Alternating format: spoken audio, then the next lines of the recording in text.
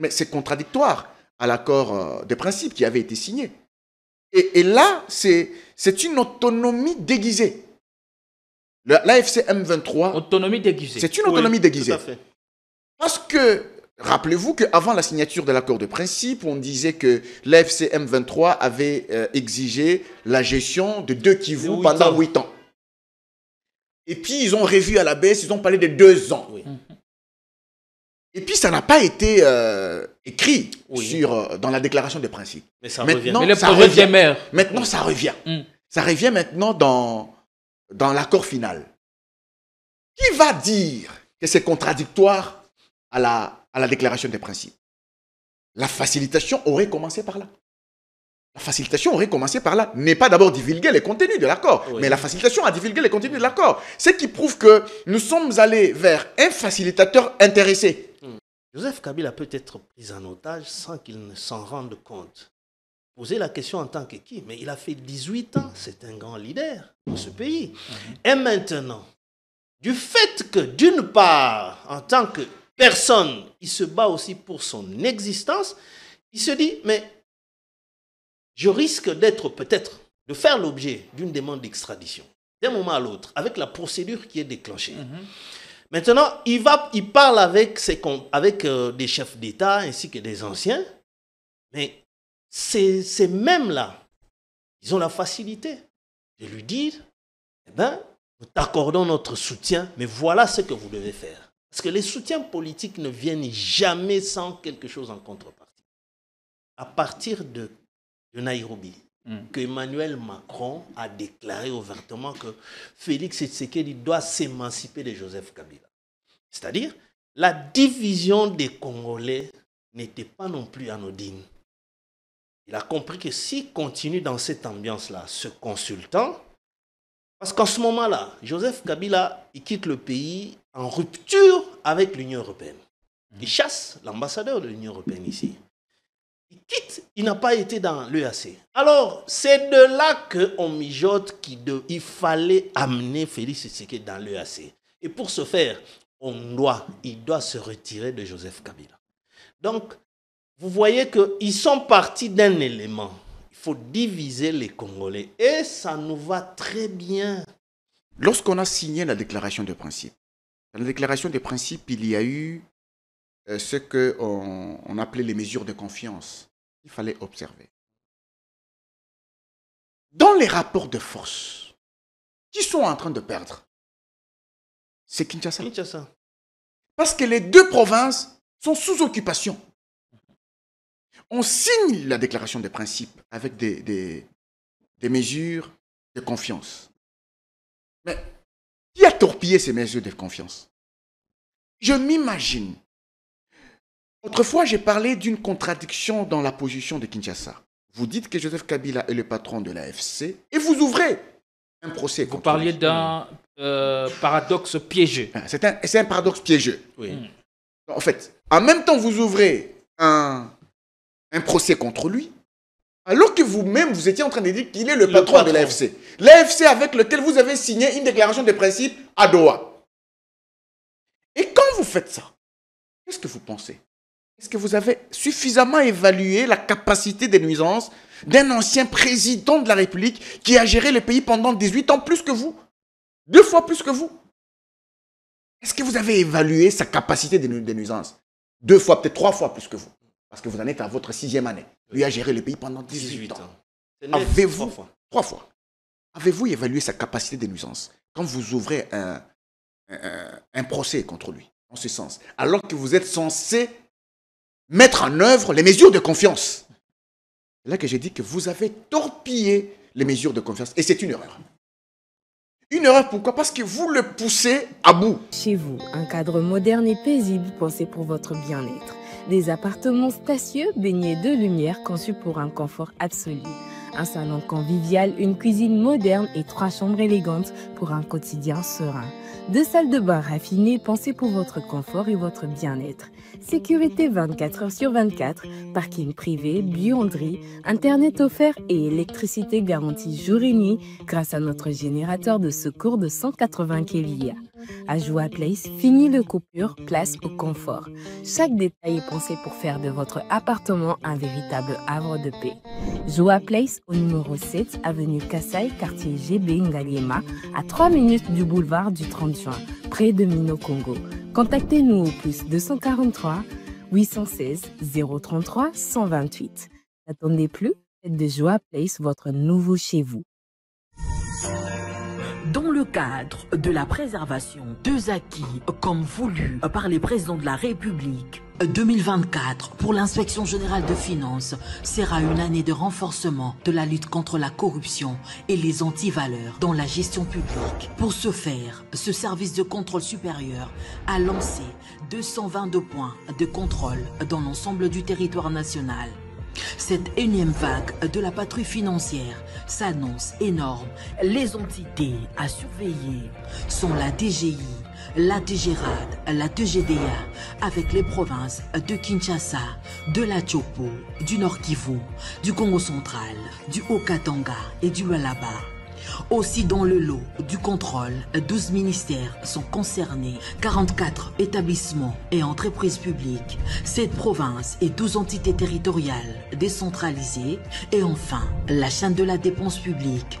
Les contrôles a priori, dit la patrouille financière, restent le mode par excellence du contrôle des finances publiques en RDC.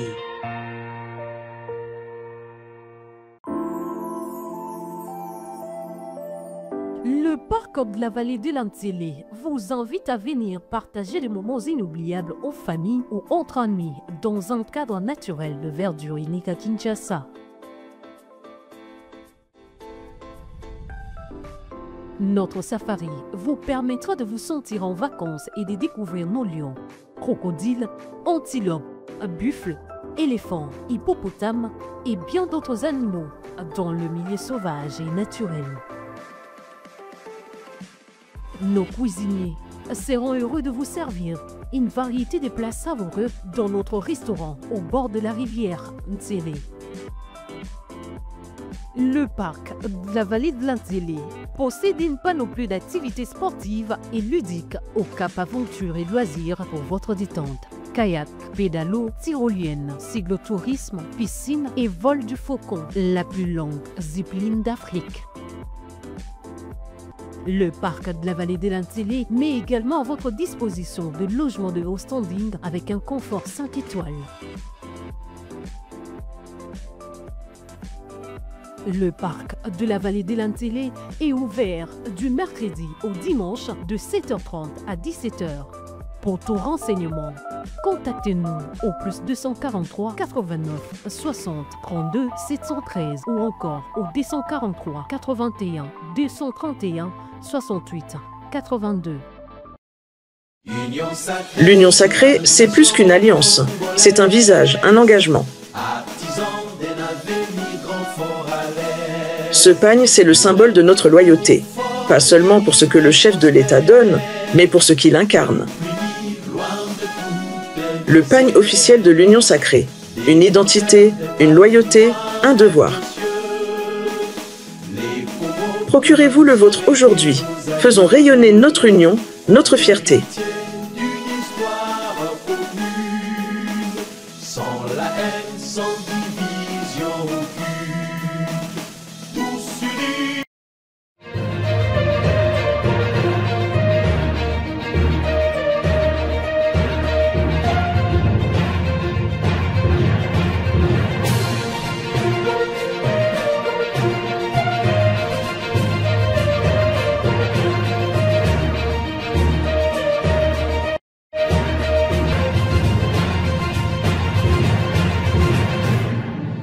Soyez les bienvenus.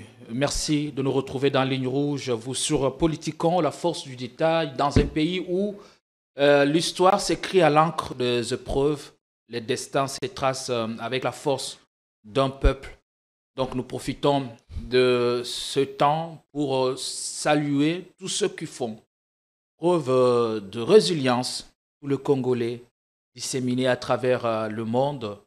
Eh bien, la résilience pour nous n'est plus qu'une réaction, mais un projet d'avenir. L'opposition politique congolaise menée par Joseph Kabila a-t-elle établi ses bases au Kenya ou son quartier général? On en parle au cours de cette émission. Ça fait polémique. Nairobi, qui est l'un de 9 pays voisins de la RDC, est actuellement au cœur d'une crise diplomatique ravivée par la nomination d'un consul général à Goma, une ville qui demeure sous contrôle de l'AFC M23. Que faut-il voir derrière cette situation? Est-ce un hasard ou un signal fort? On en parle dans cette émission qui connaît la participation de Henri Chimbalanga, analyste de questions politiques et journaliste congolais, dont vous appréciez très bien la pertinence. Soyez les bienvenus. Merci beaucoup. Je salue Ambroise.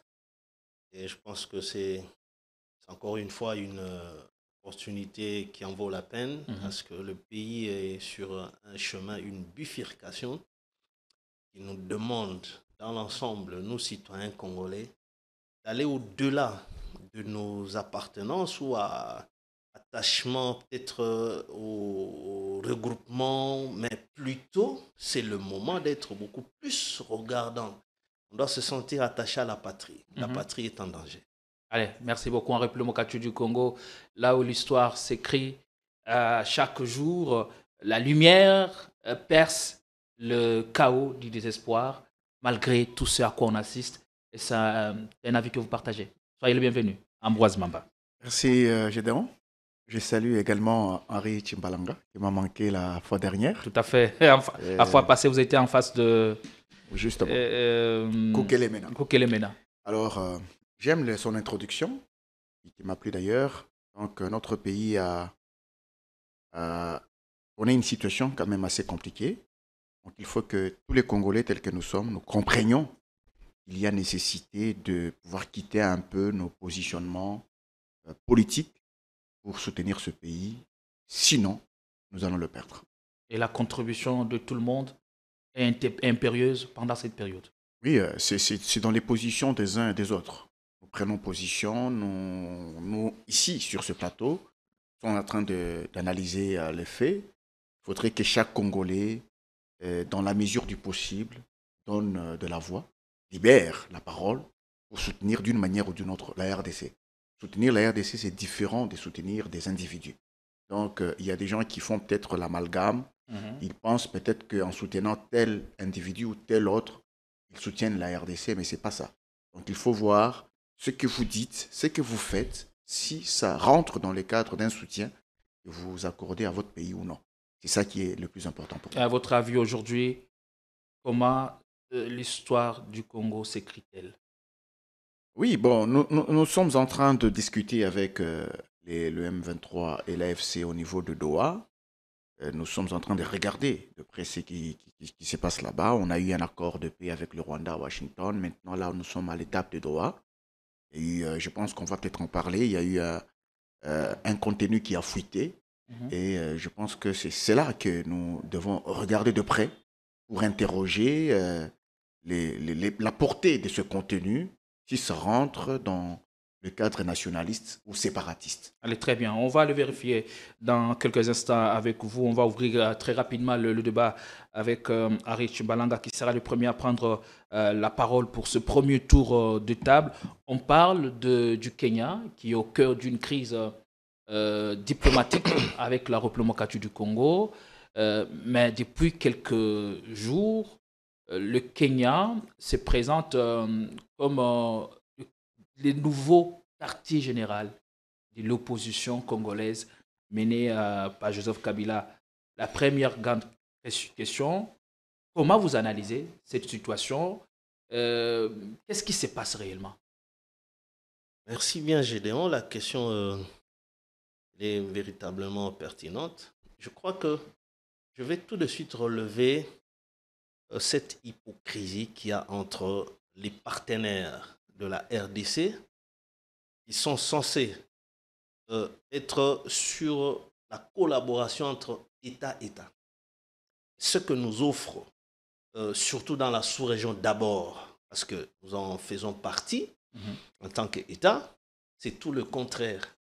Ils posent des actes qui prouvent qu'eux préfèrent collaborer avec l'entité qui nous occupe, notamment la FCM 23. Regardez, non seulement, je serais étonné de voir comme si le Congolais ne se réveille qu'avec l'acte posé par le Kenya.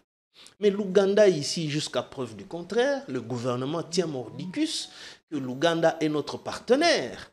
D'abord, si la première raison d'État qui ferait de l'Ouganda notre partenaire, c'est l'opération conjointe FARDC-UPDF pour neutraliser les ADF. Mais soyons quand même aussi, on doit avoir l'obligation de comptabiliser, de vérifier, d'inventorier les engagements. Ça fait combien d'années? Les ADF annonçaient au départ qu'ils seraient évalués autour de 2800 à 3000 éléments. Bientôt, on aura 4 ans qui justifieraient la présence des éléments de l'armée ougandaise sur le sol congolais. Et qu'aujourd'hui, la RDC n'est pas en mesure d'en dénombrer l'effectif de l'armée ougandaise, qui a pris même tout son arsenal. On a vu, ils entrent par Butembo, eux-mêmes ouvrent même les frontières. En Ituri, là-bas, ils entrent avec des chars de combat et tout. Comme si eux venaient en guerre ici contre une armée régulière. Et au-delà de cela, Museveni, depuis qu'ils avaient déplacé les bornes en interne, à l'intérieur de la RDC, jusqu'à aujourd'hui, quelle en a été la solution? Museveni occupe des installations portuaires à Mahagi. Vous avez l'aérodrome de Mahagi où il n'y a aucun service national, que ce soit la DGM ou aucun service. Que pourrions-nous savoir de ceux qui décollent et qui atterrissent de l'aéroport de Mahagi? Les confrères sont allés jusque là-bas pour faire les investigations. Et ils ont été chassés par les militaires ougandais. Et pourquoi Kinshasa ne réagit qu'à la nomination d'un consul général à Goma, une ville qui demeure sous occupation de la FCM 23, au lieu aussi de répliquer aux attaques loufoques du fils de Museveni, et l'Ouganda qui joue aussi un des rôles clés dans la déstabilisation de la République du Congo? J'en viens. C'est pour cela que je suis un peu sidéré de ne constater que le gouvernement, sinon ce sera comme des réactions à nous distraire, nous en tant que peuple congolais. Parce que mais votre partenaire là est en train de poser des actes. Dernièrement, l'Ouganda venait de rouvrir les frontières d'Ishacha et de Bunagana. Et en faisant cela, donc l'Ouganda atteste l'administration tenue par l'AFCM 23. Parce qu'en face de vous, les populations qui quittent l'Ouganda ou la RDC, ce mouvement-là, quels sont les services homologues aux services ougandais qui prestent au niveau de la frontière de l'autre côté? Mais c'est l'administration AFCM 23. Donc, l'État ougandais considère l'administration AFCM 23 comme étant une administration homologue. Déjà un fait. Et maintenant, l'Ouganda, le Kenya non seulement nomme, mais projette d'ouvrir le consulat qui n'existe pas là-bas en ce temps-ci. Mais quand vous procédez à cela, vous correspondez avec quelle administration? C'est bien sûr, parce que Kinshasa ne gère pas ces territoires-là qui sont sous occupation. Et qu'est-ce que cela révèle à vos yeux? Ça révèle qu'ils sont dans cette logique-là, qui ne dit pas son nom, mais qui demande à nous, citoyens congolais, de comprendre que même dans la sous-région, nous sommes victimes de cette hypocrisie-là, et c'est véritablement le risque imminent de la balkanisation, qui ne dit pas son nom. Parce que désormais, les citoyens congolais qui sont dans cette partie-là, pour aller à Nairobi, au Kenya, Ils n'ont pas besoin de solliciter un visa à Kinshasa, à l'ambassade du Kenya ici. Ils vont là-bas. Et maintenant, les notes verbales de ce qu'on appelle l'avis favorable, par exemple, de l'ANR, comme ça se passe ici avant d'aller avec ton passeport pour prendre le visa. Mais ce sont les services établis par l'AFC qui vont commencer à signer des documents. Donc, ces documents-là sont acceptés par la République du Kenya. Allez. Donc, je ne sais pas s'il y a une autre interprétation que celle-là. Parce que dans les actes valent mieux que les explications verbales. Que le mot. On va vous revenir le temps de prendre aussi l'analyse du chercheur en sciences politiques, Ambroise Mamba. Que faut-il voir derrière cette situation qui se passe entre le Kenya et la République démocratique du Congo? Est-ce un hasard ou un message fort? Non, ce n'est pas un hasard. C'est un message fort. Vous voyez la toile d'araignée, comment on la tisse. Hein? Je voudrais que vous puissiez vous imaginer la construction, le tissage d'une toile d'araignée. On y va méthodiquement. C'est ce que font le Rwanda, l'Ouganda, le Kenya et toute la sous-région. Et ils le font avec une sorte de collision avec des acteurs locaux. Quand M. Henry vient de parler de l'ouverture de frontières d'Ishacha et de Bunagana, ça voudrait dire que pour l'Ouganda, en ouvrant ses frontières, l'administration qui est en face est homologue. Mais c'est quelle administration? C'est l'AFC et l'M23. Quand vous prenez des actions militaires, des l'UPDF, effectivement, qui entrent chez nous avec l'autorisation du gouvernement congolais, avec tout ce qu'il a énuméré, on a pris en otage pratiquement l'aérodrome de Mahagi, tout ça, ce sont des actions qui sont coordonnées. Il y a des actions militaires, il y a des actions diplomatiques, il y a également des actions économiques. C'est des actions qui sont coordonnées de cette manière pour arriver à asseoir une partition de la RDC. Il y a un complot. Tenez, lorsque j'en arrive à cette histoire de la nomination du consul kenyan à Goma, tenez une chose.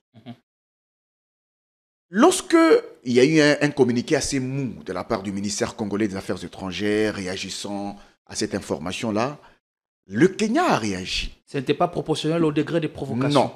Le Kenya a réagi. Le Kenya dit cette nomination avait été proposée en juin 2021. Avant la chute la création de ce consul. Oui, Mm. avant la chute même de Bunagana. Parce que Bunagana est tombé en juin 2022. Alors, il crée le consulat général en juin 2021. Ça a été une proposition de création. Ça a été validé en 2024, début 2024, par le gouvernement congolais, par le pouvoir de Kinshasa. Posez-vous la question. Le Kenya crée ce consulat général en 2021. Bunagana n'est pas tombé, Bunagana tombe. Quand Bunagana tombe, la RDC adhère à l'EAC. La RDC commence à participer au sommet de l'EAC. Jusqu'à ce que la RDC se rende compte que toute la sous-région était pourrie. Le Kenya particulièrement était dans la complicité avec le Rwanda. La RDC claque la porte de l'EAC. Et comment est-ce que la RDC, qui a claqué la porte de la RDC, a fini par valider la création d'un consulat général qui avait été proposé en 2021 et qui les valide en 2024? On claque la porte, mais on continue à les subir valide les en effets 2024. Tout en connaissant, de l'ASC. tout en connaissant la position du Kenya. On connaît déjà la position du Kenya. On a claqué la porte de l'EAC. On sait que le Kenya roule pour le Rwanda. Et pour un projet de balkanisation qui est clair aujourd'hui. Est-ce que le Kenya serait-il en quête de son influence au sein de la région, ou non, le Kenya se greffe au plan déjà existant? Il y a un plan qui existe. Il y a un complot qui existe. Quand vous prenez le peuple Tutsi, là, au Kenya, il y en a. Il y en a. Oui. Il y a des Tutsis au Kenya. Ils solidarisent entre eux. Ils ont un projet de pouvoir installer, de pouvoir avoir un espace vital, un espace de vie. C'est comme ça qu'ils sont ensemble avec le Rwanda, avec l'Ouganda, et avec le Kenya en même temps. Alors, Pourquoi le Kenya le fait maintenant en 2025? Pourquoi le Kenya le concrétise en 2025? Si la validation est arrivée début 2024, 2025, janvier 2025, Goma et Bukavu tombent. Et nous sommes pour parler. Nous avons eu à signer un accord de paix avec le Rwanda. On a reconnu l'intangibilité des frontières de la RDC à travers l'accord de Washington. Là, on a signé une déclaration de principe à Doha avec l'AFC et le M23. Et le Kenya qui vient, qui réactive ce mécanisme-là de consulat. Et pourtant, à Washington, on a reconnu le principe de non-ingérence des États. Sur le plan diplomatique, c'est un ballon d'essai aux conséquences lourdes. Un ballon d'essai aux conséquences lourdes. Monsieur Henry vient de le dire. Vous allez commencer à demander des visas pour aller au Kenya. C'est une sorte de reconnaissance internationale d'une entité séparatiste. C'est une sorte de reconnaissance internationale. Et dans le cadre des reconnaissances internationales, lorsqu'on parle des États, c'est vrai que ceux qui font les études des sciences politiques, ils apprennent ça. Il y a un pouvoir, un territoire, il y a une population, mais il y a un aspect lié à la reconnaissance internationale. Aujourd'hui, le Nord Kivu et le Sud Kivu sont occupés par l'armée rwandaise avec ses supplétifs du M23 et de l'AFC. Et maintenant, il y a un pays souverain qui reconnaît cette entité séparatiste en ouvrant ses consulats, justement pour que les gens commencent à demander des visas là-bas. Et les services de l'ANER, à ce moment-là, ça ne sera pas l'ANER Kinshasa, ce serait des services de l'AFC M23 qui sont là-bas, à Goma et Bukavu, pour commencer à délivrer ces notes, les avis favorables, comme ça vous avez le visa et vous allez au Kenya. Au-delà de la nomination du consul, que vise le Kenya à ce moment-là? Y a-t-il un autre que vise le Kenya à ce moment-là? Qui explique cette thèse ou qui justifie que la vise thèse? le Kenya à ce moment-là? Pour que d'autres États emboîtent le pas. C'est ça, le début d'une reconnaissance internationale d'une entité. Et d'ailleurs, vous verrez, nous allons peut-être parler de cet accord qui a fuité, l'accord final de Doha. On a parlé là. Où on demande pratiquement la création d'une force spéciale, l'autonomie de gestion, la création d'une force spéciale, 50% AFC M23. Quand vous faites la collusion de tout ça, ces éléments-là, vous comprenez que nous sommes partis pour une là, balkanisation. C'est un autre élément qui justifie la thèse. Oui, mais nous sommes partis pour une balkanisation. Et lorsqu'on en parle, je voudrais que les Congolais ouvrent grandement les yeux pour que l'on comprenne que nous sommes dedans. Il y a des éléments qui sont en train de prouver, noir sur blanc, qu'il y a une balkanisation en vue. Et malheureusement, les accords de Washington et Doha sont en train de chercher à nous endormir. Allez, très bien dit. Martin Fayoulou l'avait rappelé il y a quelques semaines que nous devons nous réveiller, car le plan de balkanisation approche à très très grands pas. Et ce plan-là n'est jamais aussi proche qu'il l'a été il y a des décennies. Henri Chimbalanga. Ambroise révèle un fait assez important, non loin d'être anodin. L'empire Ematuchi qui veut se confirmer au niveau de la sous-région. La grande question, la principale question, jusqu'où leurs intérêts vont-ils converger?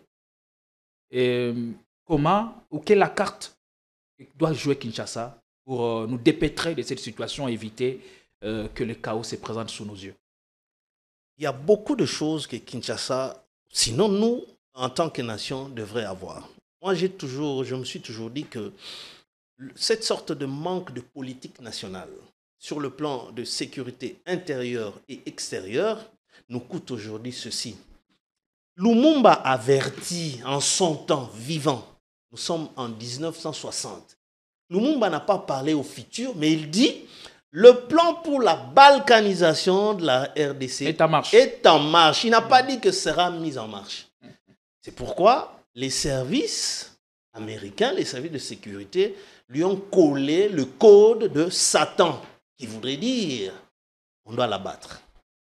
C'est le code que les services avaient donné à Lumumba.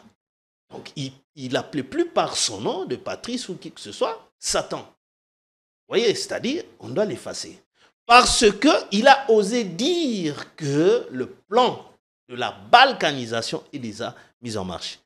On arrive, Mobutu prend le pouvoir. Le 7 juillet 1969, il y a un Belge, mercenaire français, Bob Denard, appuyé par Jean Scram. Ils ont pris Bukavu pour en faire la République des volontaires. Et pendant 3 mois. Donc, il y a beaucoup de choses. Vous savez vous-même, la télé n'a pas... Et que font exactement nos ambassades? Mais je suis en train de venir. Quand j'évoque l'absence de la politique nationale, intérieure, extérieure. Les deux sûretés, la sûreté intérieure, extérieure. Extérieure, on voit maintenant tout cet arsenal-là, les ambassades. Nos ambassadeurs ne nous ont jamais rendu service. Les ambassadeurs qui sont ici en RDC, ils font des renseignements pour le compte de leur pays. Et chaque jour, il y a même des citoyens congolais qui ne savent pas qu'ils sont engagés dans ce service-là au bénéfice de ces pays-là sans le savoir. Il y a des collègues qui sont en train de faire le monitoring chaque jour et le soir, ils font des rapports. Eux, dans leur tête, ils pensent qu'on travaille, on nous paye. Tout est défini par la politique extérieure de ces pays-là. Mais ici, chez nous, quand ces pays-là conspirent déjà là-bas à partir de chez eux-là, quels sont les câbles qui nous arriveraient de nos différentes ambassades qui sont là-bas? Nous, on ne fait que subir le coup. Nous sommes infiltrés. Mais oui, l'infiltration est une technique qui est utilisée par tout le monde. Mais nous, la RDC, quelle est aussi notre politique d'infiltrer aussi tous ces gens-là? On ne va pas rester éternellement à pleurnicher. Écoutez, pour parler État, il y a 3 éléments essentiels. Vous avez d'abord le territoire, vous avez le peuple et puis les lois. Mais tous ces 3 éléments ici, nous ne les avons plus. C'est pourquoi même ceux qui sont en face de nous ont du mal à nous considérer comme État. Or, si vous êtes déjà... Les États-Unis, ici, je le dis, nous ont déjà placés dans la catégorie d'un non-État. Or, quand vous êtes placé dans cette catégorie-là, la souveraineté ne s'applique pas sur vous. Ça ne s'applique pas. Comment comprendre que à Washington, quand ils sont allés pour le 2e tour ici, qu'est-ce qu'on nous fait signer? La RDC et le Rwanda s'engagent à fournir les minéraux sur le marché mondial. Nos minéraux, mais on s'engage à fournir avec le Rwanda. Donc, au final, ces minéraux-là, qui en seront les fournisseurs? Donc, la RDC et le Rwanda sur le marché mondial. Est-ce que les États-Unis ont-ils été honnêtes envers Félix Tshisekedi, qui est allé là-bas, je pense, pour obtenir l'écrasement de Kagame? Mais en retour, qu'est-ce que nous obtenons? C'est plutôt, tout sera traité, les minéraux seront traités au Rwanda. Avec comme conséquente, il y aura de l'emploi là-bas, parce qu'il y aura des industries métallurgiques, tout cela. Ici, ce ne sera que le lieu d'extraction.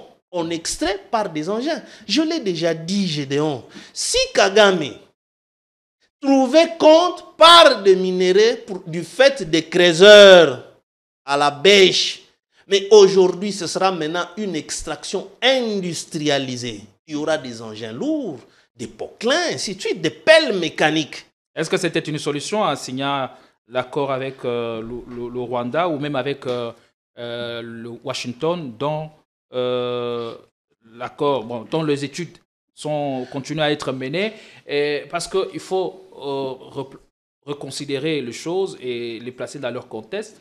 Nous devons nous poser la question comment le minerai à foison d'eau du la RDC dans l'est du pays arment et soutiennent de rébellion. Écoutez, en 30 secondes, vous allez voilà. Citer. Je complète ce qu'Ambroise disait ici. Nous sommes en pourparlers sous la médiation de Doha. Mais pendant ce temps, le même Qatar est en train de former, d'entraîner l'armée rwandaise à une formation spécifique. Et c'est celui-là qui est notre médiateur. Et voilà maintenant le document que le Qatar... Des partenariats qui existent depuis longtemps, c'est pas qu'aujourd'hui. Mais tout à fait, ça devrait faire de nous des gens beaucoup plus prudents. Parce que regardez maintenant ce qui se passe. Le document ici, dont les 2 pays ont reconnu à travers la Jeune Afrique, qu'ils ont déjà réceptionné, auquel Ambroise fait allusion, mais c'est un document conçu, je dirais, comme ensemble entre Doha et le Rwanda. Parce que tout est fait au bénéfice en faisant de l'AFCM 23 comme une entité étatique. Allez, on va entrer dans le... Et c'est très dangereux, ça nous fait voir que l'EAC, qui a été une mauvaise décision d'adhérer, Parce qu'il fallait d'abord voir, scruter l'historicité de cette organisation-là, qui a été créée en 1967. Et 10 ans plus tard, ça a été dissoute. Et pour être recréée en 2000, Moussa avait refusé d'intégrer. Même Joseph Kabila avait refusé. Parce que c'est pourquoi nous étions partis à la SADC qui avait stoppé net. On nous y a amené de force ou comment? Non, pas de force. Les Congolais avaient aussi le ton, s'adressant au président de la République à cette époque-là, de ne pas amener la RDC dans l'EAC. Malheureusement, lui-même avait dit, ça ne sert à rien de se battre pour des lopins de terre. L'EAC est notre prochain pays. Et voilà qu'aujourd'hui, il se rend compte. C'est pourquoi il est en train de boycotter les assises là-bas. Personne ne parle de Kagame comme agresseur. Malheureusement, même à Madagascar, rien n'a été dit sur Kagame comme agresseur de la RDC. Donc, on n'a pas de pays amis dans la sous-région. Merci beaucoup. Avant de parler de l'accord, du projet d'accord qui a été envoyé aux deux parties en attendant les discussions dans le prochain jour, parlons aussi de la présence remarquée de l'opposition qui a établi ses bases ou son quartier général au Kenya. Faut-il y voir une coïncidence avec ce qui se passe dans l'Est ou avec la nomination d'un consul général à Goma? Bon, l'opposition, il s'agit de l'opposition politique congolaise. On dit que c'est... En tête, il y a Joseph Kabila, selon ce qu'on en prend. C'est des bonnes guerres en politique, c'est des bonnes guerres. Il faut rappeler que Félix Tshisekedi, lorsqu'il quitte Genève, il quitte Fayoulou, Bemba et Katumbi, ils se sont retrouvés à deux avec Amer et à Nairobi, toujours dans le même pays, le Kenya. À l'époque, ce n'était pas Ruto qui était président de la République, c'était Uhuru Kenyatta qui était président. Ruto était vice-président de la République. Ils se sont retrouvés, ils ont formé ce qu'ils ont appelé CASH. Le Cap pour le changement. Donc, quelque part, le Kenya semble être engagé dans une opération, si pas dans un complot, de division des Congolais. Il accueille facilement les Congolais. Vous vous rappelez que Corneille Nangaa, pour annoncer la rébellion de l'AFC, c'était toujours dans le même pays. Aujourd'hui, c'est Joseph Kabila qui va tenir une messe là-bas avec l'opposition politique dans le même pays. Comme pour dire que ce n'est pas vraiment anodin. Comment expliquer que Uhuru Kenyatta, qui était là comme président de la République, il part, c'est Ruto qui le remplace. D'ailleurs, Ruto n'était pas le candidat de Kenyatta. Kenyatta avait son propre candidat. Raila Odinga. Voilà, c'était Raila Odinga qui était le candidat de Kenyatta. Donc, c'est Ruto qui le remplace, mais son pays continue avec la même politique. Avec la même politique. Le Kenya continue avec les mêmes politiques. Les hommes ont changé, mais les systèmes... On a vu dernièrement une vidéo pratiquement de complicité entre Kenyatta et Ruto. Oui. On a vu, tout souriant. Tout souriant, ils ont parlé, et les gens ont dit, mais ça aurait été la même chose aussi chez nous, entre Kabila et Tshisekedi, par exemple, au lieu que nous vivions les antagonismes qu'il y a aujourd'hui. Donc, quel message derrière la photo? Ce pays a... Oui, mais... Les hommes passent, mais le les système institutions restent. reste. Le pays reste. Ils sont restés ensemble, ils se sont parlé dans une même langue, certainement, ils se sont dit des choses. Ils se complètent. Ils se complètent. Est-ce qu'il y aurait des décisions que William Ruto prendrait sans consulter son prédécesseur? Bon, je ne peux pas dire ça, mais ils se parlent. Quand vous regardez la vidéo, c'est qu'ils se sont dit des choses par rapport à la politique nationale ou internationale du Kenya. Alors, c'est dans ce pays-là que l'on part. On y va pour faire quoi? Si ce pays a des restrictions à vous fixer, il va le faire. Parce qu'il y a des intérêts régionaux liés à ce pays et Ruto est prêt à le faire. Donc, Joseph Kabila qui va tenir une messe avec les politiciens là-bas, c'est des bonnes guerres pour arriver peut-être à faire fléchir Félix Tshisekedi. Mais moi, je dis que ce n'est pas gratuit. Ce n'est pas gratuit. Il faudra quand même que les opposants ou les membres du pouvoir travaillent tous pour l'intérêt de ce pays.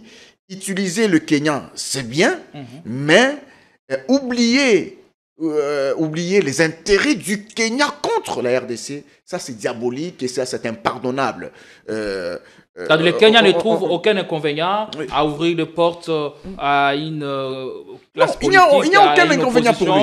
Tant que ça va servir au Congo. Tant que ça va servir. Comment alors nous devons nous distancer de leur plan dont vous avez fait mention sur ce plateau? Alors, M. Henry l'a dit avec ses propres termes, je vais aussi les dire avec mes propres termes. Lorsque vous arrivez au pouvoir, il faut bien évaluer ou étudier les enjeux géopolitiques de la région. Que pensent mes voisins de mon pays? Ce voisin, qu'est-ce qu'il pense de la RDC? Quelle est sa politique internationale? Qu'est-ce qu'il veut faire? Routo, quand il était vice-président, il s'était moqué des Congolais, vous vous rappelez? On s'en souvient. Il s'était moqué des Congolais, il avait visité un marché. Tout à fait. Hein? Alors, quand vous avez déjà une personne comme ça qui était encore vice-président de la République et qui devient président de la République, vous devriez quand même comprendre c'est quoi sa politique vis-à-vis de votre propre pays. Donc, quand vous avez ces enjeux géopolitiques, vous devrez quand même être intelligent, mettre en place une intelligence géostratégique, au Congo, à Kinshasa, mais malheureusement, ça nous fait défaut. Nous sommes en train de gérer pour un enrichissement personnel. Nous ne gérons pas pour sauver les pays. Il y a un certain triomphalisme dont nous faisons montre parfois contre les anciens partenaires, contre Joseph Kabila, contre le FCC. On est dans tout sauf dans ce qui est important. Voilà un peu là où on est en train de s'endormir et malheureusement, ce qui va arriver. Et c'est en train de... J'ai parlé de la toile d'araignée. On est en train de la tisser. Pour la balkanisation de la RDC, chaque élément est en train d'être posé. Vous avez dit que des actions ça coordonnées. Se prépare depuis 2021. Oui. Chaque élément est en train, chaque base est en train d'être posée sur le plan économique, sur le plan militaire, sur le plan diplomatique. Vous dormez. Vous parlez pouvoir. Et Tshisekedi, partout où il part, il faut reconnaître que, je le disais dans d'autres émissions, il part à la fois comme pays, à la fois comme pouvoir. Mais beaucoup plus comme pouvoir. Parce qu'il regarde beaucoup plus sa survie politique. Et c'est sa survie politique qui l'emporte sur la défense nationale malheureusement. Et Joseph Kabila, dans l'ombre d'un retour probable aux affaires, continue à planer. On l'accuse toujours d'être le véritable patron de l'AFC au regard des éléments recueillis sur ce plateau. Pouvons-nous s'accorder à dire que Joseph Kabila est favorable au plan de balkanisation en marche ou qui serait en train d'être mijoté? Bon, d'abord, je vais appuyer un élément que, bon, disons, vous savez, c'est à partir de Nairobi que Emmanuel Macron a déclaré ouvertement que Félix Tshisekedi doit s'émanciper de Joseph Kabila. C'est-à-dire, la division des Congolais n'était pas non plus anodine. Il a compris que s'il continue dans cette ambiance-là, se consultant, parce qu'en ce moment-là, Joseph Kabila, il quitte le pays en rupture avec l'Union européenne. Il chasse l'ambassadeur de l'Union européenne ici. Il quitte, il n'a pas été dans l'EAC. Alors, c'est de là qu'on mijote qu'il fallait amener Félix Tshisekedi dans l'EAC. Et pour ce faire, il doit se retirer de Joseph Kabila. Donc, vous voyez qu'ils sont partis d'un élément. Il faut diviser les Congolais. Et ça nous va très bien. Pourquoi à chaque fois on chante de victoire diplomatique? On signe à Doha les principes, l'accord de principe. Ici, c'est la fête. On pense faire du chantage sur peut-être le camp opposé, le camp politique qui n'est plus au pouvoir. Alors que c'est au détriment, ça nous endorme et c'est au détriment de la République. Je pense que dire que Joseph Kabila serait favorable au plan de la balkanisation, attention, ce plan-là, sûrement, il serait au-dessus même de lui-même. Rien ne nous montre qu'il est dans le secret de ceux-là qui manipulent. Vous ne pouvez pas non plus nous dire qu'il n'en sait rien. Vous savez, en savoir quelque chose, il n'est pas du tout facile parce que ça n'a pas commencé avec lui. Toutes ces manœuvres-là. Vous savez, sous Mobutu, le projet de Tutsiland n'a pas su être mis en branle sous Mobutu parce que sous Mobutu, les puissances, notamment les États-Unis, avaient besoin de lui, ainsi que l'Europe, pour défenestrer tous les socialistes sur le continent africain. C'était cette guerre-là. Mais quand, avec l'effondrement du mur de Berlin, nous sommes avec le vent de perestroïka, les donnes stratégiques sur le plan mondial changent. Les États-Unis, par exemple, pour exploiter, ils se sont dit, ils devraient se défaire de leur dépendance du pétrole arabe. Alors, il fallait aller en Angola. Or, le pétrole en Angola, il fallait passer par Dos Santos, lequel ils ont combattu à travers Mobutu, mais qui était protégé par la Russie. D'où, ils s'organisent, ils invitent Dos Santos en Europe, en Espagne, je crois. Alors, Dos Santos leur donne une seule condition. J'accorde que vous exploitiez le pétrole angolais, mais éliminez-moi Savimbi. Ils n'ont pas hésité. Ils se sont dit, OK, on n'a plus besoin de Savimbi, parce que maintenant, on a besoin de ce pétrole. Ça voudrait dire, quand tout converge sur l'intérêt de la nation, ça va nous éviter ce qu'Ambroise dit. Maintenant, on a l'impression... À quelle la carte que joue Kabila pour éviter l'implosion au pays?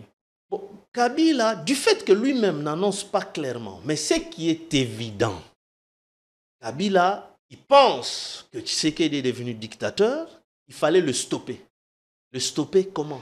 Par des élections ou en plein mandat? C'est là aussi toute la question que l'on devrait se poser. Moi, je pense que, d'une part, on ne doit pas s'hasarder aussi à perdre les acquis.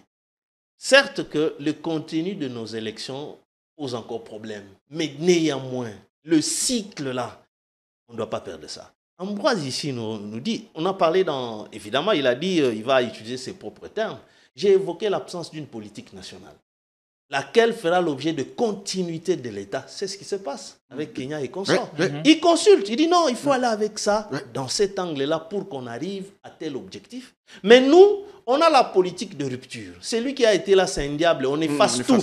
Et quand on a les conséquences... La politique nationale, c'est une sorte parce qu'il aurait fallu, pour un pays. À mon avis, si par exemple, Félix Tshisekedi se serait dit, bon, Musée des Amours, je ne saurais pas l'interroger.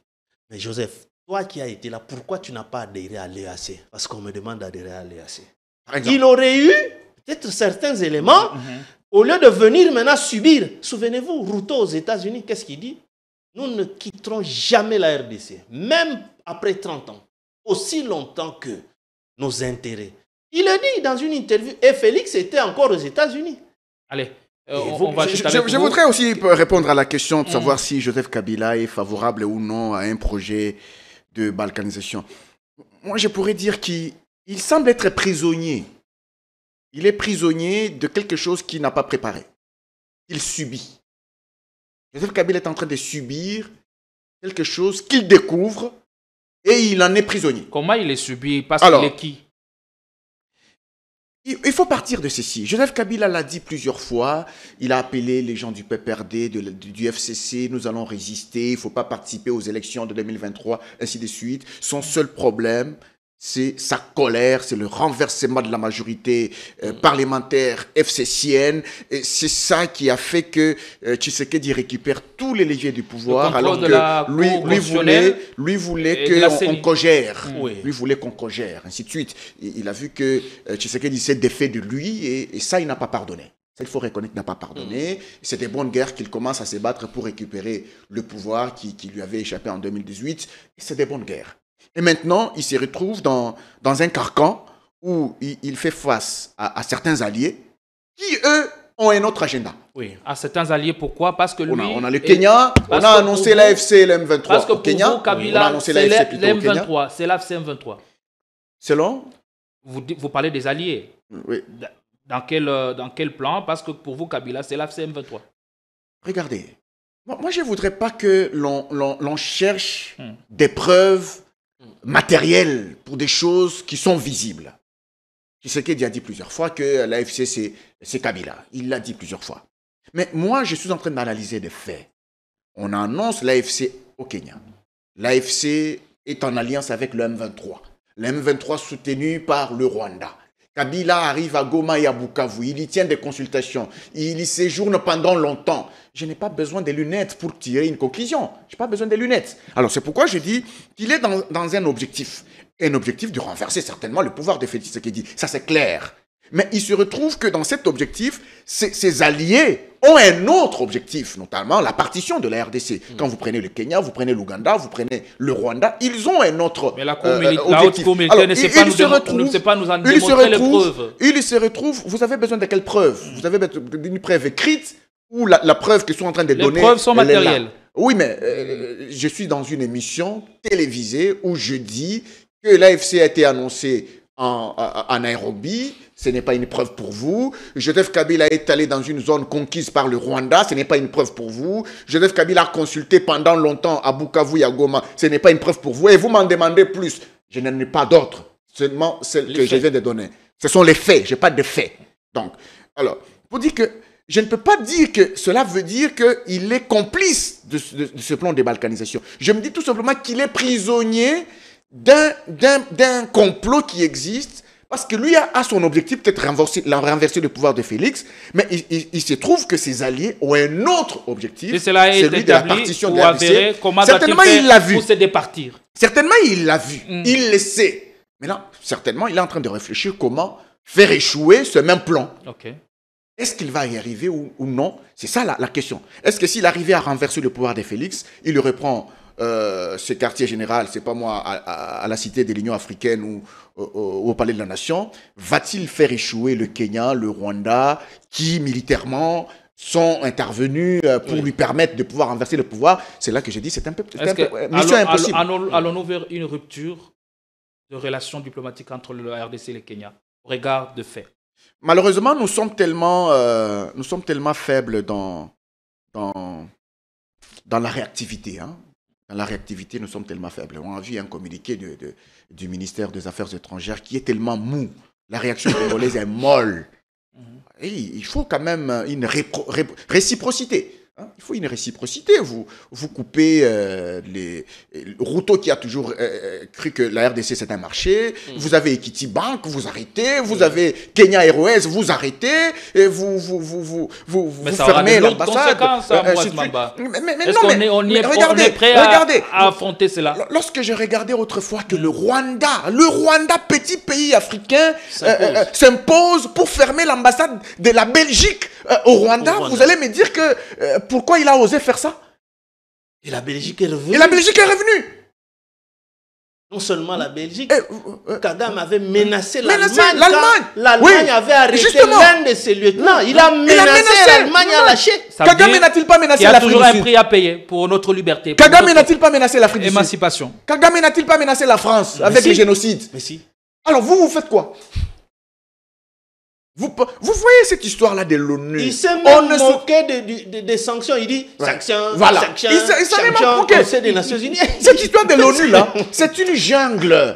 On ne soutient pas le faible. On soutient le fort.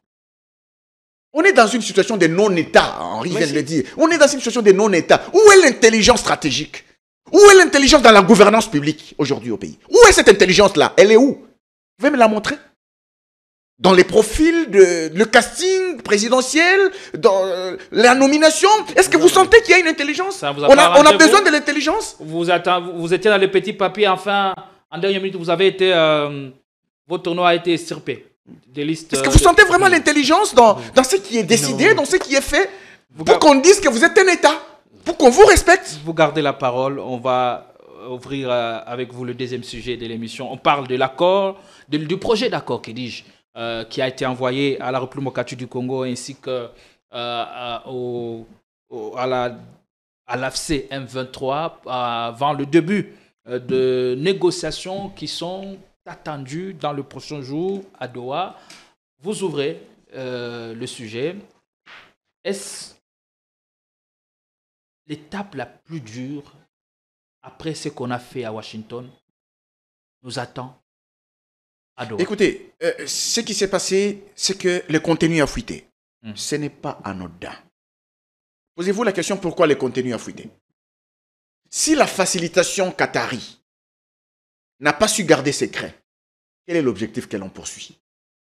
pour que le contenu de cet accord final se retrouve être chez Jeune Afrique, pour que Jeune Afrique en parle. Qu'est-ce qu'on poursuit? C'est une communication qui a un objectif. On prépare l'opinion. On prépare l'opinion à accepter ce qui va être dit. Mais quand vous prenez ça, c'est une insulte. C'est d'abord contradiction. Il y a une contradiction flagrante par rapport à l'accord de principe qui avait été signé. Dans l'accord de principe, on vous parle de la restauration de l'autorité de l'État. Mais dans ce communiqué qui a fuité, on vous dit qu'il y a une force spéciale qui va être créée, 50% AFC M23. Mais c'est contradictoire à l'accord de principe qui avait été signé. Et là, c'est une autonomie déguisée. L'AFC M23... Autonomie déguisée. C'est une autonomie déguisée. Tout à fait. Parce que, rappelez-vous qu'avant la signature de l'accord de principe, on disait que l'AFC M23 avait exigé la gestion de 2 Kivu pendant 8 ans. Et puis, ils ont revu à la baisse, ils ont parlé de 2 ans. Oui. Et puis, ça n'a pas été écrit dans la déclaration de principe. Mais ça maintenant, revient. Mais le projet des maires. Maintenant, ça revient. Ça revient maintenant dans l'accord final. Qui va dire que c'est contradictoire à la déclaration des principes? La facilitation aurait commencé par là. La facilitation aurait commencé par là. N'est pas d'abord divulguer les contenus de l'accord, mais la facilitation a divulgué les contenus de l'accord. Ce qui prouve que nous sommes allés vers un facilitateur intéressé. C'est un facilitateur. Le Qatar est un facilitateur intéressé. Il a tellement investi au Rwanda à travers la mine d'or de Gazabo, à travers l'aviation civile au Rwanda. C'est un facilitateur intéressé qui a formé les militaires rwandais avec une formation spécifique dont a parlé Henri tout à l'heure. Donc, il est en train de poursuivre un objectif pour que Kinshasa arrive à accepter ce qui est contraire à la déclaration des principes. On va fermer les yeux. Non, on ferme les yeux, vous avez accepté. Et on forme une force spéciale. 50% AFC M23. C'est une autonomie déguisée. Vous accordez l'autonomie à l'AFC M23. Étant donné que l'AFC M23 est un proxy rwandais. C'est un proxy rwandais. L'AFC M23 est un proxy rwandais. Cette autonomie de gestion ce sera pour le compte du Rwanda, de toute la sous-région, du Kenya, de l'Ouganda, ainsi de suite. Qu'est-ce qui nous ferait alors fléchir? A-t-on mal négocié ou comment? Alors, qu'est-ce qui peut nous faire fléchir? À ce moment-là, il faut montrer les biceps. Mais vous allez les montrer comment? Vous allez montrer les biceps comment? Si vous êtes faible. Si vous êtes faible dans l'intelligence, dans la stratégie, si vous êtes faible dans les rapports de force, dans ce que vous proposez à l'autre, dans ce que l'on propose au Qatar ou aux États-Unis, si vous êtes faible, si dans l'organisation vous êtes faible, si dans l'organisation vous ne montrez pas que vous êtes organisé, si vous n'êtes pas organisé, vous êtes dans une situation de non-État. Henri l'a dit que les États-Unis ont déjà classé la RDC comme un non-État. Un non-État, on ne les considère plus comme un pays souverain, on les considère comme un pays sous tutelle. On vous place sous tutelle et on commence à vous gérer. Posez-vous la question, qu'est-ce qui arrive qu'on puisse coloniser les gens? Qu'est-ce qui pousse qu'on colonise les gens? Quand on vous trouve désorganisé, quand on vous trouve que vous ne savez pas gérer votre propre maison. Macron l'a dit ici en face. Ah voilà, en face. Dit à Félix, quand on trouve que vous ne savez pas gérer votre propre maison, on dit mais ce monsieur il fait quoi? Mais ces enfants-là, ils vont se retrouver dans la rue. On va les coloniser ces messieurs. On va gérer à sa place. On va gérer à votre place. Parce que vous avez rejeté l'intelligence. Parce que vous avez rejeté l'intelligence stratégique, l'organisation, les sérieux, la discipline. Vous avez refusé tout ça. Mais on est allé vers le Rwanda. Un pays dictatorial. Mais on le soutient. Parce qu'il est un peu organisé. On vous propose l'organisation, vous refusez. Malheureusement, on est dans cette situation. Merci beaucoup. Henri Chimalanga, est-ce que pour Kinshasa, n'avons-nous pas franchi la ligne rouge? Si oui, vous allez les démontrer. Parce que les informations à notre possession font état d'un accord tacite que Kinshasa aurait passé avec la délégation du M23 en demandant la liste des personnes pouvant être nommées sur base du pouvoir discrétionnaire du chef de l'État comme gouverneur dans les 2 provinces passées sous contrôle de l'AFC M23. Qu'en pensez-vous? Je crois que le problème est très sérieux. La RDC semble être dans une situation très très difficile parce que on n'arrive pas d'abord à trouver un allié conséquent. C'est déjà une planification, un complot tellement enraciné que tout ce que la RDC est en train de faire, ça ne trouve pas d'écho favorable. Regardez, je suis d'accord avec ce que Ambroise disait. Joseph Kabila peut être pris en otage sans qu'il ne s'en rende compte. Poser la question en tant que qui? Mais il a fait 18 ans, c'est un grand leader dans ce pays. Et maintenant, du fait que d'une part, en tant que personne, il se bat aussi pour son existence, il se dit, mais je risque d'être peut-être, de faire l'objet d'une demande d'extradition, d'un moment à l'autre, avec la procédure qui est déclenchée.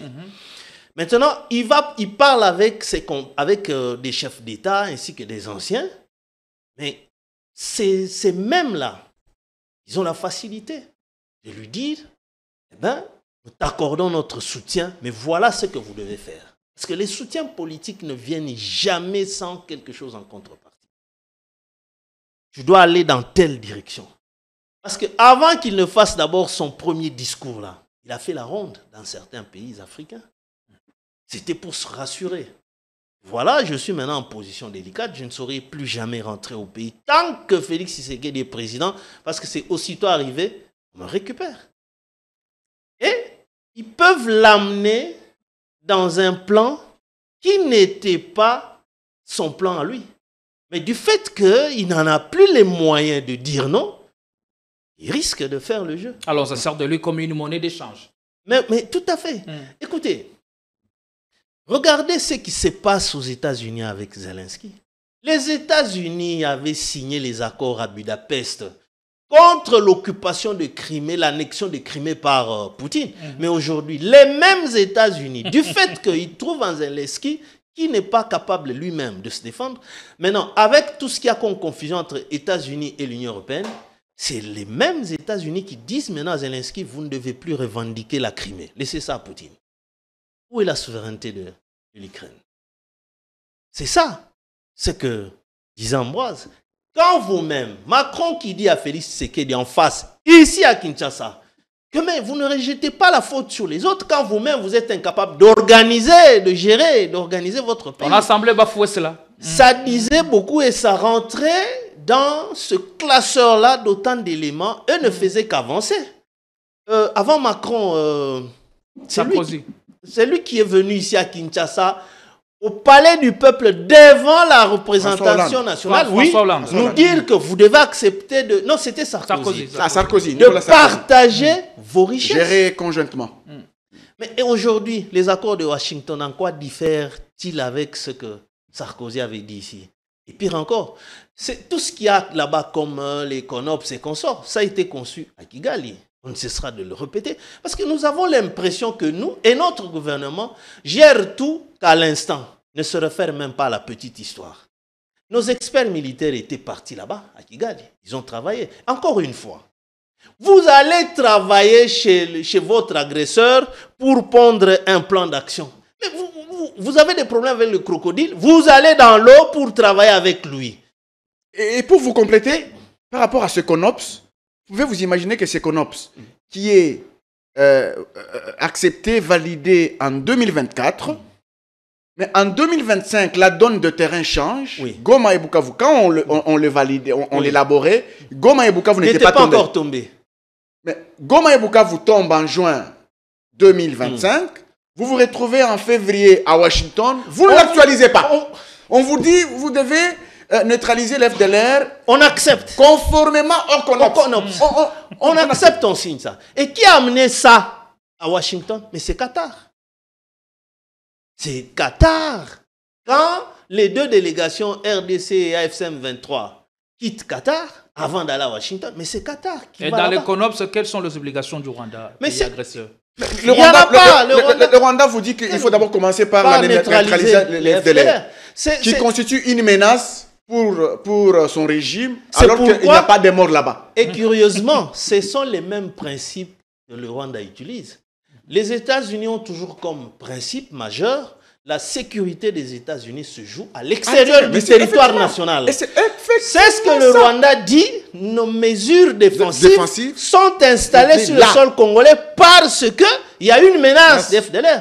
Mais aujourd'hui, d'une part, la RDC face à FDLR... Mais c'est nous-mêmes qui avons légitimé la thèse de FDLR. C'est pourquoi j'ai évoqué qu'il faille dans les négociations qu'il y ait participation des historiens, idéologues. Effectivement. Pour ne pas réfléchir comme à l'instant. Le président Tshisekedi pensait ce qui n'existe pas en politique. Voilà, Kagame, venez, on va collaborer. Sans tenir compte de l'histoire, la nature, quels ont toujours été les objectifs de ce monsieur-là sur la RDC. Il fallait en tenir compte, il fallait discuter sur le plan historique ici et y aller avec ça dans la tête pour se dire que ce monsieur ici, je ne devrais pas l'approcher en voulant être bon envers Kagame. Aujourd'hui, ça nous amène quoi? Voilà tout le mal que nous avons. Et maintenant... La ligne rouge, donc, a été franchie. Mais du fait que nous ne savons plus comment se récupérer, c'est là que je dirais aussi notre armée, qui n'a pas voulu faire aussi son rôle, en dépit de tout ce qu'on peut dire. Parce que du fait que l'armée ne faisait pas face, eh bien, ça nous a amené à tout ça qu'on a comme négociation. Et d'où on y va en position de faiblesse. Mais on a demandé à l'armée de replier. Qu'est-ce qu'elle pouvait bien faire dans... Bon, vous savez, cette histoire-là de repli. Écoutez, je reviens sur un élément qu'Ambroise est en train de... Allez-y, je chute par là. Le Kenya, l'Ouganda, le M23 n'est pas seulement le proxy du Rwanda. Le Rwanda, c'est pratiquement la tête de l'iceberg. Mais le siège politique de M23, c'est où? C'est en Ouganda. C'est à Kampala. Ouais. C'est là où ils étaient. C'est là où on conçoit tout. Oui. Et regardez même, quand la RDC demande l'arrestation de Corneille Nangaa, il était encore à Nairobi. Et le Kenya a refusé. Ça disait déjà tout. On ne pouvait pas compter sur ces pays-là. Mais je ne sais pas pourquoi il y a cette sorte de léthargie pendant que les choses n'étaient pas ce qu'elles sont maintenant. Maintenant, la plaie est terrible. Nous sommes maintenant dans un gouffre où lui-même, le président, quand il s'adressait à ses membres, ses compères de l'Union sacrée, il a évoqué ça. On va dans quel état dans ces négociations-là? C'est un état de faiblesse. C'est lui qui était censé, prenez nos minéraux, le deal c'est quoi? Sécurité vis-à-vis de Kagame. Lui, il nous prend le Kagame, il nous l'impose que non, travailler avec lui. Gestion conjointe, ceci, cela, ainsi de suite. La liste de personnes devant être nommées gouverneurs dans les deux Kivu. Tout cela, on accepte donc l'annexion de ce Kivu à l'autorité. Encore une fois, de pays agresseurs. C'est là que quelque part aussi on accuserait Joseph Kabila que les consultations dans les deux Kivu, ce serait aussi avec objectif que ce peuple-là prenne conscience de son autodétermination. Vous voyez? Et c'est comme ça que je dis, je suis d'accord qu'il soit aussi compris en otage. Vous voulez quoi? Vous êtes maintenant en insécurité face à Tshisekedi. Ok, venez. Mais voilà ce que vous devez faire pour que nous puissions vous encadrer. Et s'il se sent à l'extrême, il n'y a pas d'échéance. À l'extrême, il n'y a pas d'échéance. Vous voyez, donc, nous sommes dans une situation très compliquée, même pour Félix Tshisekedi. Allez, maintenant, parce qu'il ne savait pas comment stopper la guerre. Les saluts, vous qui nous prêchez tout le dimanche. Les saluts passent par le dialogue national inclusif? Non, moi j'ai trouvé que, vous savez, il y a un élément très important. Lorsque je parlais des erreurs, il y a des erreurs que Kinshasa, des erreurs de Kinshasa, qui nous ont quand même conduits à ce niveau. Quelles sont ces erreurs? Lorsqu'on a signé la déclaration de principe, dans la déclaration de principe, il y a eu ce qu'on appelait les mesures de confiance. Il fallait observer. Dans les rapports de force, qui sont en train de perdre? C'est Kinshasa. Parce que les deux provinces sont sous occupation. On signe la déclaration de principe avec des mesures de confiance. Mais qui a torpillé ces mesures de confiance? Je m'imagine. Autrefois, j'ai parlé d'une contradiction dans la position de Kinshasa. vous dites que Joseph Kabila est le patron de l'AFC et vous ouvrez un procès contre lui. Vous parliez d'un paradoxe piégeux. C'est un paradoxe piégeux. Oui. En fait, en même temps, vous ouvrez un procès contre lui, alors que vous-même, vous étiez en train de dire qu'il est le patron de l'AFC. L'AFC avec lequel vous avez signé une déclaration de principe à Doha. Et quand vous faites ça, qu'est-ce que vous pensez? Est-ce que vous avez suffisamment évalué la capacité de nuisance d'un ancien président de la République qui a géré le pays pendant 18 ans plus que vous? 2 fois plus que vous? Est-ce que vous avez évalué sa capacité de nuisance? 2 fois, peut-être 3 fois plus que vous. Parce que vous en êtes à votre 6e année. Lui a géré le pays pendant 18 ans. Avez-vous, 3 fois, avez-vous évalué sa capacité de nuisance quand vous ouvrez un procès contre lui, en ce sens, alors que vous êtes censé mettre en œuvre les mesures de confiance? C'est là que j'ai dit que vous avez torpillé les mesures de confiance. Et c'est une erreur. Une erreur, pourquoi? Parce que vous le poussez à bout. Mais ça Il est à l'extrême. Ça se révèle aujourd'hui. Lui aussi a ses... Ouais, ça se révèle aujourd'hui comme une erreur parce que la dernière fois, vous avez plutôt soutenu, disant que... C'est un piège. C'était stratégique pour Kinshasa. Non, je vous avais dit ceci. Je dis c'est un paradoxe piégeux. Il y avait un piège. Le piège de pousser le M23. Le piège de pousser le M23. Et l'AFC a déclaré officiellement Joseph Kabila comme étant membre de ce mouvement ou de la coalition rebelle. C'était ça le piège. Maintenant, eux, ils ont compris ce piège. Et on est tombé dedans. Ils contournent ce piège. Ils font autre chose. Ils font autre chose. C'est pourquoi je vous dis qu'il y a nécessité de mettre en place une intelligence stratégique. Vous voulez décider, vous posez les pour et les contre de la décision et vous dites où est-ce que ça va vous mener. Quand vous ouvrez un procès de cette manière, effectivement, les côtés les plus proches de cette stratégie étaient que l'on pousse l'AFC et l'M23 à déclarer Joseph Kabila comme étant membre officiellement du M23. À ce moment-là, on va aussi lui imputer la responsabilité de tous les morts de Goma et de Bukavu, dire que non, s'il y a eu des morts à Goma et à Bukavu, Joseph Kabila en est également responsable. C'était ça le piège. Alors, à leur niveau, ils se sont dit, ben, si nous tombons dans ce piège, effectivement, la conséquence est lourde, nous procédons autrement. Et alors, ils procèdent autrement. On a appris que Joseph Kabila est arrivé ici à Brazzaville. Et quand il a circulé auprès des 9 voisins de la RDC, quel est son discours? Et pour l'instant, ce ne sont que des rumeurs. Qu'est-ce qu'il va dire? Rien de tel n'est prouvé, ni non, par, c'est pour se dire par que, Kinshasa ou moins encore par Brazzaville. Je voudrais que l'on prenne un peu de la hauteur. On prenne la hauteur. Joseph Kabila n'est pas n'importe qui. C'est un ancien président de la République qui fait un discours en 12 points, qui parle des chefs d'État de la sous-région. Il a parlé de ça dans son discours. Vous pensez qu'il croise les bras pour qu'on dise que c'est une rumeur? Vous pensez que quand on ouvre un procès contre lui, vous pensez qu'il reste là, croiser les bras, pour qu'on puisse l'extrader? Non. Élevons un peu après les consultations, on a semblé voir que elles se sont estompées et qu'elles ont perdu leur... mais les consultations, c'est ce qui se passe dans les réseaux sociaux. C'est ce que nous voyons. Oui. Mais et les messes de la nuit, les rencontres nocturnes, ça s'organise. Est-ce que vous les voyez? Ça s'organise. Il y a des choses qui se disent, il y a des choses qui se préparent. Et quand vous dormez, il y a des autres qui ne dorment pas. Il y a d'autres personnes qui organisent certaines choses. C'est pour cela que je dis que là, à partir de cette erreur, nous en sommes arrivés là. Donc, il fallait qu'on ne torpille pas les mesures de confiance, qu'on les mette en œuvre. Comme ça, vous videz l'AFC et le M23 de tout prétexte de pouvoir se retourner contre vous. Je me rappelle encore la phrase choc de Raymond Chibanda qui disait « Ne donnez pas un mort à repos pour mort ». C'est important. Est-ce qu'il y a-t-il encore de chances que nous gardons pour sortir de l'auberge? En 30 secondes, et puis on va accorder la parole. Mais la chance, ce serait quoi? La chance, ce serait quoi à ce moment-là? Ce serait de monter militairement en puissance. Ce serait de monter militairement en puissance. Parce que si militairement, vous n'arrivez pas à monter, mais bien, vous demeurez faible. Ça nous prendrait du temps. Henri vient de dire que les États-Unis eux-mêmes font quoi? Ils assurent leur sécurité en sortant du territoire.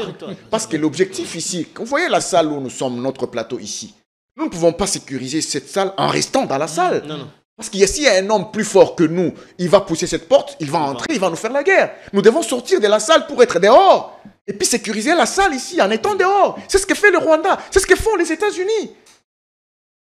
Allez, Henri Tchimbalanga, on va chuter. La délivrance, vivement la délivrance. D'abord, le salut, oui. Le salut du peuple et la loi suprême, c'est ça? Oui.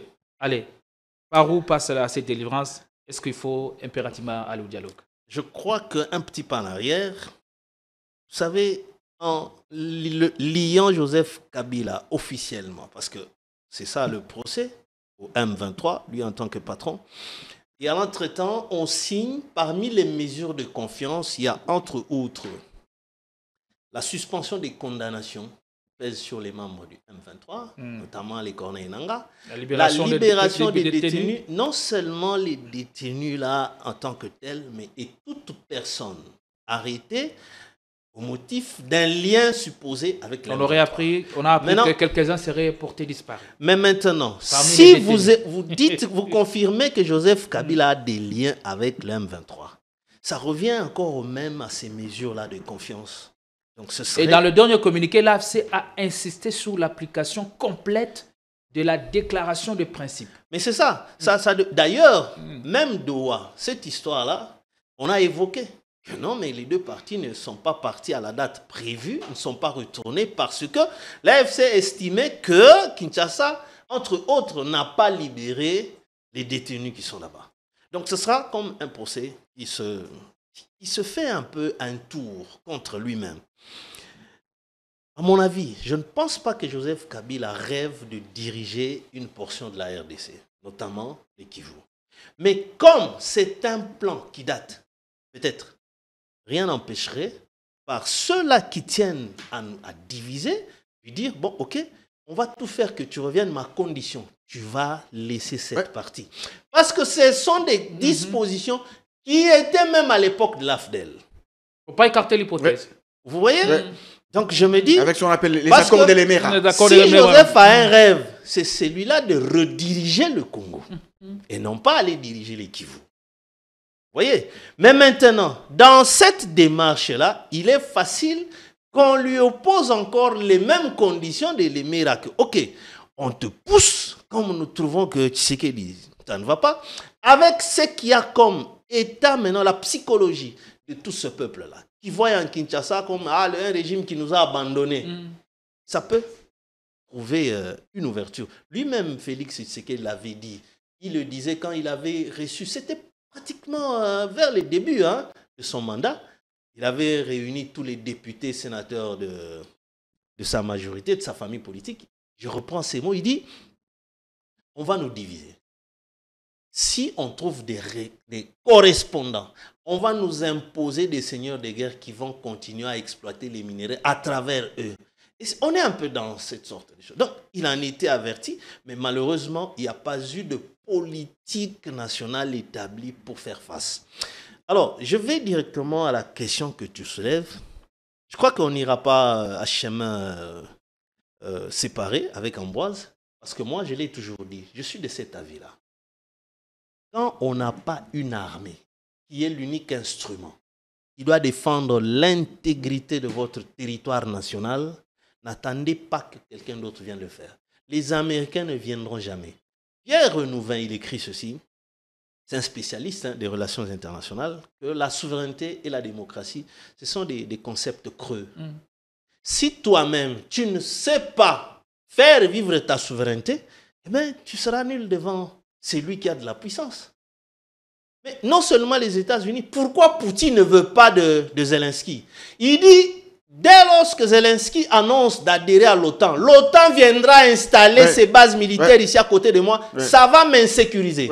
En raison de sécurité, il dit aux militaires, à l'armée ukrainienne, c'était ça le départ.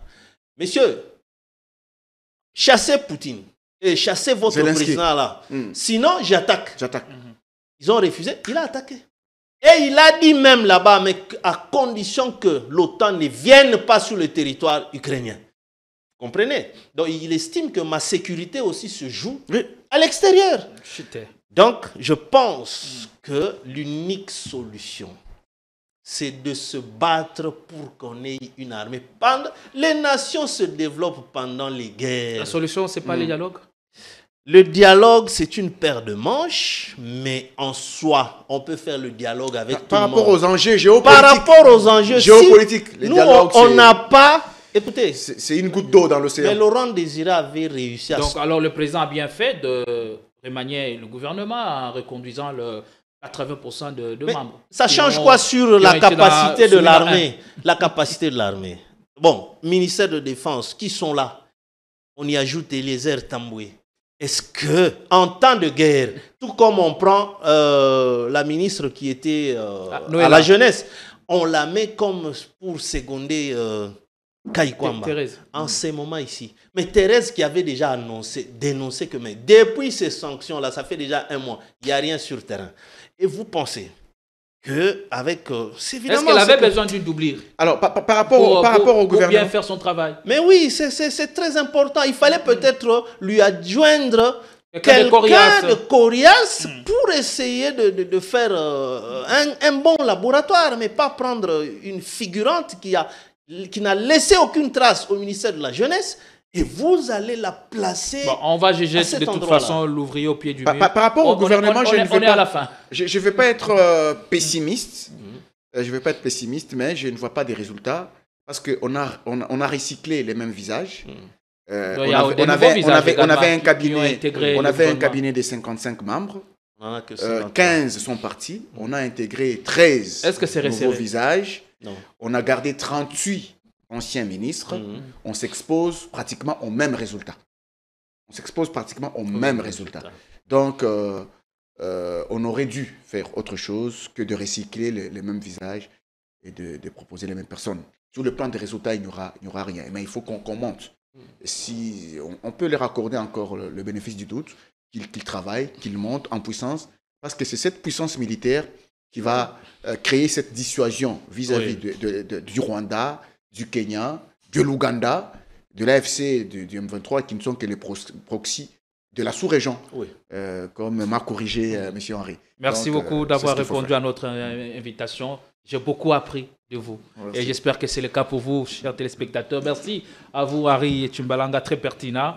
Des vérités, oui, il nous faut des émissions de ce genre, de cet acabit, pour sortir de l'auberge. Sommes-nous encore partis pour quelques décennies d'hégémonie rwandaise?